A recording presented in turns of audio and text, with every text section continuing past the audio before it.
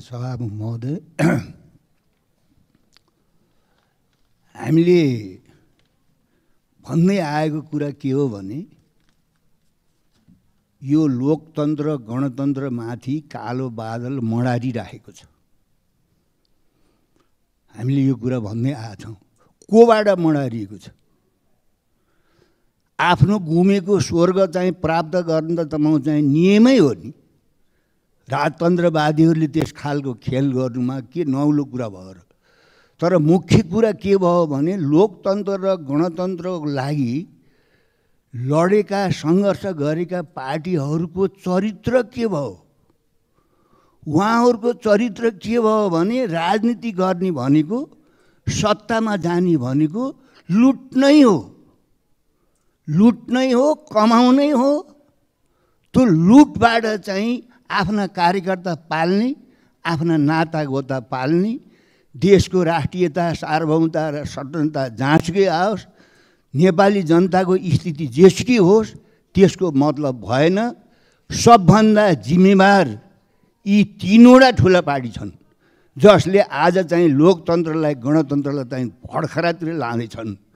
त्यस कारणले मैले भनेको कुरा सुरुदेखि नै के हो भने 46 सालपछि राजनीति गर्नेहरू, सांसद, मन्त्री, सत्तामा बस्नेहरूको तिनीहरूको चाहिँ सम्पत्ति चाहिँ छानबिन हुनुपर्छ।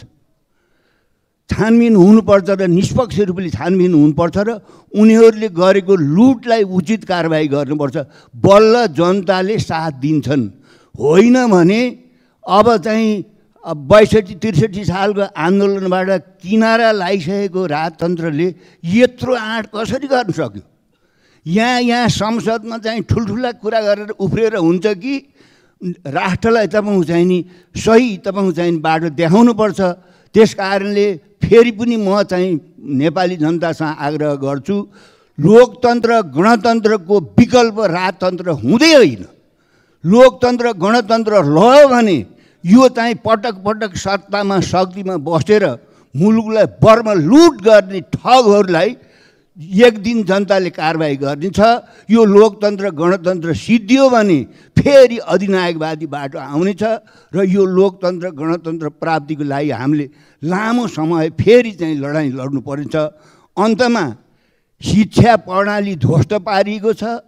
त्यस कारणले शिक्षा ऐन चाहिँ जारी होस् भनेर देशभरिबाट शिक्षकहरूले जुन काठमाडौँमा आन्दोलन गरिरहेका छन्, त्यो शिक्षकहरूको चाहिँ माग जायज छ।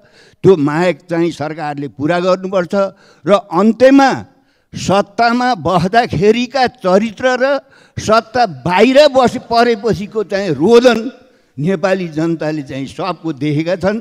त्यस कारणले निर्णायक रूपमा यो देशलाई यस खालको खाडलमा हाल्नेमा ठुला पार्टी नै जिम्मेवार छन्। त्यसमा नि तीनवटा ठुला पार्टीले अहिलेको यो सबै परिस्थितिको जिम्मा लिनुपर्छ र नेपाली जनताका अगाडि चाहिँ विगतमा जे गल्ती कमजोरी भएका हुन् स्पष्टता साथ नेपाली जनतालाई चाहिँ राख्नुपर्छ। फेरि म दोहोऱ्याएर भन्छु, लोकतन्त्र गणतन्त्रको विकल्प अब चाहिँ राजतन्त्र होइन। संसारैभरिबाट अस्ताइसकेको राजतन्त्रलाई फेरि यहाँ बिउताउने जुन षड्यन्त्र गरेछ, त्यसको लागि छिमेकबाट के चाहिँ आश्वासन छ त्यो पनि बुझ्नुपर्छ। यहाँ त राजालाई बडो राष्ट्रवादी, विदेशीहरूको बुई नचढेको भन्ने सुनिन्थ्यो अरू पार्टीलाई भन्दाखेरि।